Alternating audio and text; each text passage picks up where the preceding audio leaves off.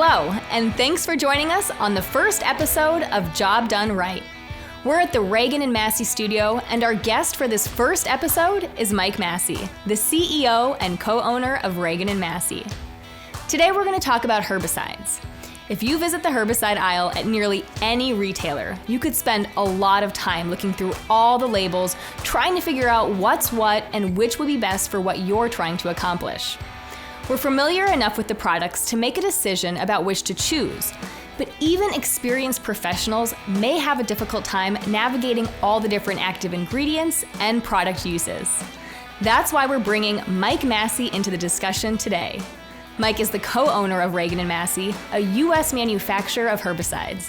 He sells products through a number of product names at most leading retailers. Mike, thanks so much for joining us today. Thanks for having me, Angie. Now, if you go online and search for herbicides, you'll get all sorts of definitions and recommendations. Everything from homemade recipes to well-known brands with elaborate packaging. What's your definition of a herbicide, and how should consumers begin the evaluation process for what's going to work for them? Well, a herbicide is any compound or material that has plant-killing capabilities. And there's a lot of those. There's diesel fuel and gasoline and bleach and salt water and vinegar, just all kinds of household things. And then there are different compounds that are marketed as herbicides. And those compounds that are marketed as herbicides in the United States are required to be approved by the EPA. And the EPA reviews those herbicides for their human safety and for their safety of the environment and for their persistence in the environment and for their ability to do the job. We really should think about, and anytime we want to kill a plant or kill a weed, we should always get EPA approved herbicide. But we know what we're dealing with, and the EPA mandates that those labels have precautions in them that we should follow when we use them. It mandates how to put it out. It mandates how much to use and how long, what to expect when you use it. So an EPA approved herbicide is the first place to start when trying to control weeds. Okay, good to know. Now, with all the various products out there, I understand they fall into a few basic categories. Would you mind walking us through those categories and what to look for with each one? Well, the two broadest categories of herbicide are selective herbicides and non-selective herbicides. Selective herbicides are herbicides that only kill certain types of plants. A good example is a lawn weed killer that kills dandelions or kills brassica type species in lawns. It doesn't hurt the grass, but it kills we call those broadleaf weeds. It kills the broadleaf weeds. And non-selective herbicides, you should expect that herbicide to kill anything it's sprayed on. It's for total vegetation control, and it's likely to be labeled for use for so many ounces per gallon or something like that, whereas a non-selective herbicide is going to be labeled to be used on so many ounces per square foot on a coverage ratio. So those are your two broadest category types of herbicide. Okay, thanks for breaking that down for us. Now, what if I complete an application and want to plant new vegetation or seeds? What kind of products should I consider then? You should consider non-persistent products. You need products that do not last in the soil. We have a couple.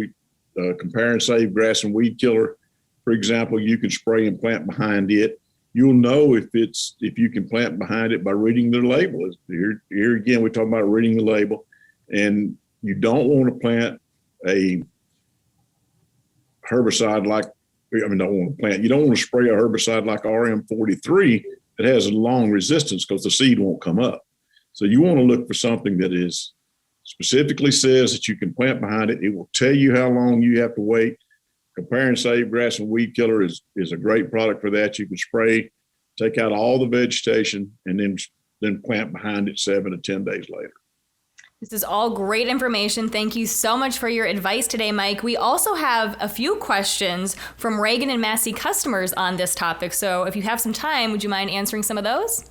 No, that'd be good. Okay, the first one is, why can't I just use a homemade weed killer?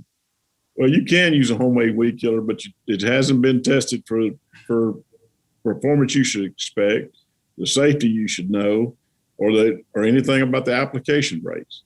You're much better off going with something that has been tested and proven to do what it says it'll do, so that you don't over apply and you don't hurt the environment, you don't hurt yourself, you don't inadvertently kill something you didn't mean to kill. Very important there. Now, this is a question about some products you mentioned earlier. What is the difference between RM43 and Compare and Save grass and weed killer? I believe RM43 is a persistent herbicide. It lasts for up to a year. You use it on places where you don't want any vegetation to grow. You spray it and it keeps seed from coming. It kills the vegetation that's there and it keeps seed from coming up. Compare and Save grass and weed killer is non-persistent. You can spray it and plant behind it a week to 10 days later. Okay. What is the difference between RM18 and RM43? Well, RM43, again, is persistent up to a year control. RM18 is not. It doesn't give you long-term control. It gives you faster control. It has a second chemical in it that kills the top of the plants very quickly. In warm weather, you can expect to see results in as little as 24 hours. Now, speaking of results, how long can someone expect to see results with most or any herbicides? That all depends on the growing conditions. The faster the plants are growing, the faster they'll die. So in warm weather and warm, moist weather, the herbicides are going to be more effective. You're going to see them. You're going to see the results quicker. In cool, dry weather, you're going to see them slower. The thing to do is to follow your instructions. You don't have to over apply. You don't have to apply more than once. Once you've sprayed it, it's going to do what it does. But in cool weather, it's going to take longer. Like Compare and Save grass and weed killer may take 2 to 3 weeks in cool weather, where it may take 2 or 3 days in hot weather. So it's all dependent on weather and the health of the weeds you're spraying and the different climatic conditions you're experiencing at the time you spray. Follow them and read your label. Good advice. That all makes a lot of sense. Thanks again so much for taking the time to explain it all to us. Thank you, Angie. All of these things are available on our website. Our labels are on the website. The toll-free number's there. We're available to help anybody anytime they have a question. Thanks for joining us today. In our next episode, we continue the conversation with Mike about herbicides.